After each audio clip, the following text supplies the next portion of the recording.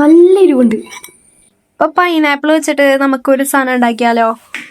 അപ്പോൾ നമുക്ക് ആദ്യം തന്നെ ഈ പൈനാപ്പിളൊക്കെ കട്ട് ചെയ്തെടുക്കാം കേട്ടോ. ഇതിൻ്റെ എല്ലാം തൊലിയൊക്കെ കളഞ്ഞ് കട്ട് ചെയ്തെടുക്കാം.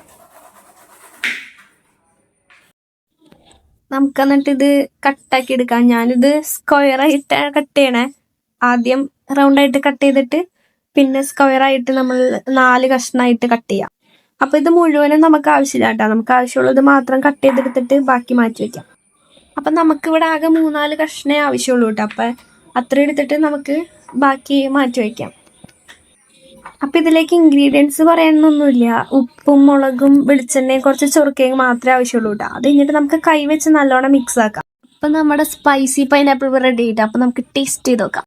അപ്പം നമ്മളിത് കഴിച്ച് നോക്കിയിട്ടാ. പക്ഷെ എനിക്ക് അത്രയ്ക്ക് അങ്ങോട്ട് ഇഷ്ടപ്പെട്ടില്ല. ചൊറുക്ക് കൂടിപ്പോയി എന്നൊരു ഡൗട്ട്. അത് കഴിഞ്ഞ് പിന്നെ എരിവ് നല്ലോണം ഉണ്ടായിരുന്നു. നല്ല എരിവ് ഉള്ളതുകൊണ്ട് തന്നെ 2-3 പീസിന് കൂടുതൽ കഴിക്കാൻ പറ്റില്ല. അത്യാവശ്യം നല്ല എരിവുള്ളതുകൊണ്ട് തന്നെ ഐസൊക്കെ വാരി നിന്നിട്ടാ എരിവൊക്കെ മാറ്റിയേ.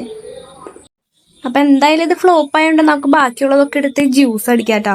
അപ്പം നമ്മൾ ജ്യൂസ് അടിക്കുന്നത് ജ്യൂസറിലല്ല കേട്ടോ. ജസ്റ്റ് മിക്സിയിൽ പൈനാപ്പിൾ എല്ലാം ഇട്ട് പഞ്ചസാരയും പിന്നെ കുറച്ച് വെള്ളം കൂടി ചേർത്തിട്ടാ ജ്യൂസ് അടിക്കണേ കേട്ടോ.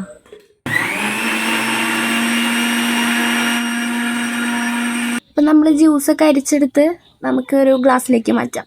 കുറച്ച് ഐസും കൂടി ഇട്ടാൽ നല്ലതായിരിക്കും. ഞാനിതിൽ ഐസ് ഇട്ടിട്ടുണ്ടായിരുന്നു. അത് വീഡിയോ എടുക്കാനായിട്ട് മറന്നുപോയി. പിന്നെ അത് അത്യാവശ്യം നല്ല മധുരമുള്ള പൈനാപ്പിളായിരുന്നു. അപ്പം നമ്മുടെ ചാനൽ ആദ്യമായിട്ട് കാണുന്നവരാണെങ്കിൽ സബ്സ്ക്രൈബ് ചെയ്യാനായിട്ട് മറക്കണ്ട. അപ്പം ഞാനുണ്ടാക്കിയത് കൊണ്ട് തന്നെ ഈ ജ്യൂസിന് നല്ല ടേസ്റ്റ് ഉണ്ട്. അപ്പം എല്ലാവരും ട്രൈ ചെയ്ത് നോക്കിക്കോളും. അപ്പം അടുത്തൊരു വീഡിയോ ആയിട്ട് വരുന്നത് വരെ ബൈ.